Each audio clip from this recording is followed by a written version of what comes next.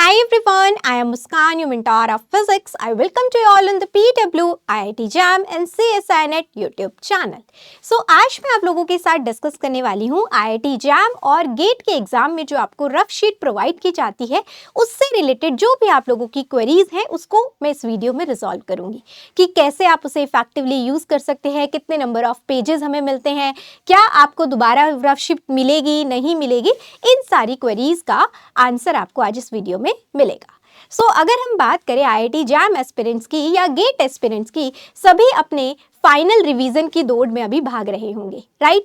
तो इस टाइम पर अगर मैं बात करूं, आप किसी भी एग्जाम को क्रैक करने जाते हो तो एग्जाम का सिलेबस पढ़ना तो मस्ट होता ही है, बट इसके साथ साथ कुछ और चीज़ें भी होती हैं जो बहुत ज़्यादा इंपॉर्टेंट होती है कि लाइक अगर हम बात करें टेक्निकली तो आपको कैलकुलेटर यूज़ करना अच्छे से आना चाहिए। फिर दूसरा आता है कि आपकी रफ शीट आप उस टाइम पर बहुत अच्छे से मैनेज कर पाए, और थर्ड आता है कि आपका जो दिमाग है वो उस टाइम पर कितना काम रहकर आप क्वेश्चन को पढ़ रहे हैं, उसको सॉल्व कर रहे हैं।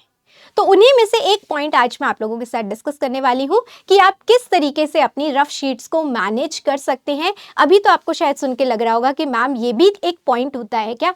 यस, बिल्कुल, ये बहुत इंपॉर्टेंट चीज़ है। बहुत बार स्टूडेंट इसी चीज़ में उलझे रहते हैं कि मैम हमने एक क्वेश्चन सॉल्व किया था और उसको फिर दोबारा सॉल्व करना पड़ा, बहुत सारी चीज़ें होती है। तो उन्हीं सभी चीज़ों का मतलब आप उसमें ना फंसे और उनसे बचें, और कैसे आप इसको इफेक्टिवली यूज़ कर सकते हैं इसके बारे में मैं इस वीडियो में बात करूँगी।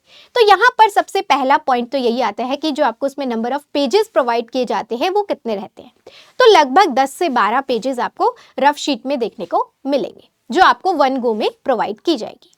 अब अगर मैं बात करूँ उसके डायमेंशन की भी, तो लगभग A5 साइज की जो शीट्स हैं वो आपको यहाँ पर प्रोवाइड की जाएंगी, और ये चीज़ बहुत अच्छी है। पहले तो जो पॉकेट डायरी आती थी उस डायमेंशन के पेजेस हमें प्रोवाइड किए जाते थे, लेकिन अब उसको थोड़ा सा इन्हांस किया गया है। It was A5 size last year, ठीक है। तो अब अगर हम बात करें, नेक्स्ट पॉइंट जो आता है कि उस पेज को भी आप कैसे इफेक्टिवली यूज कर सकते हो।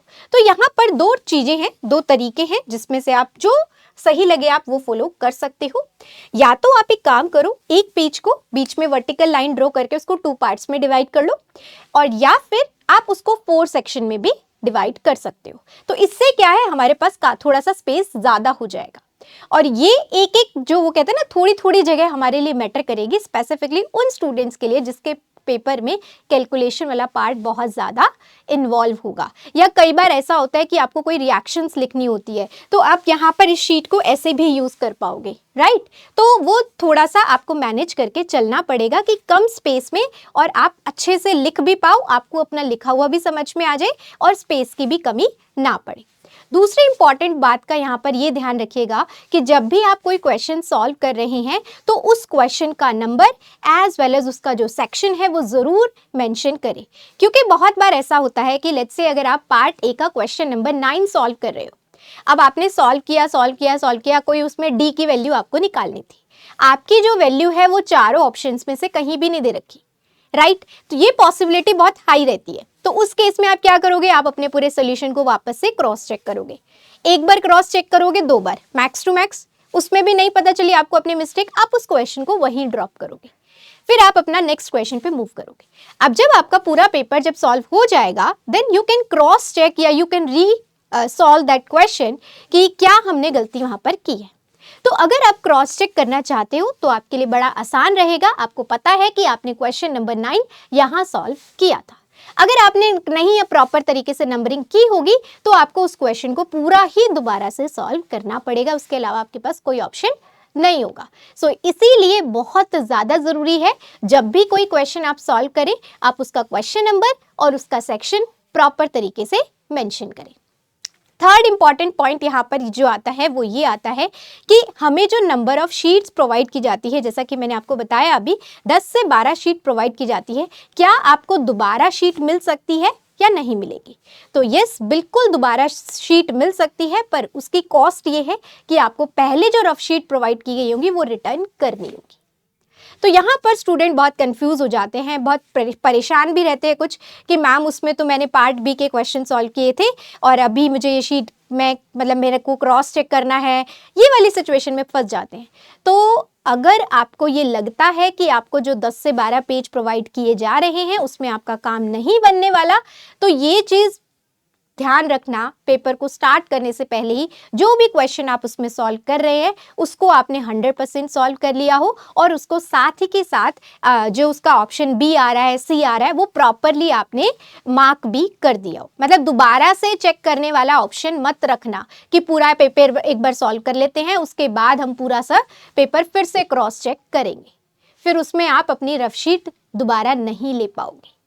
और दूसरी चीज़ ये, थोड़ा सा ट्राई करिएगा कि आप थोड़ा छोटा छोटा लिखें, बिल्कुल रैंडम नहीं, एक यहाँ ऐसा नहीं, थोड़ा स्पेस को प्रॉपर तरीके से यूज़ करने की कोशिश करना। अगर प्रॉपर तरीके से यूज़ करोगे तो आपका 10 से 12 शीट में भी काम हो सकता है, ठीक है। और अगर फिर भी लगता है कि नहीं हो पाएगा, तो जैसा अभी मैंने आपको बताया कि आप जो भी क्वेश्चन सॉल्व करें उसको 100% वेरीफाई करके नेक्स्ट क्वेश्चन पर मूव करना।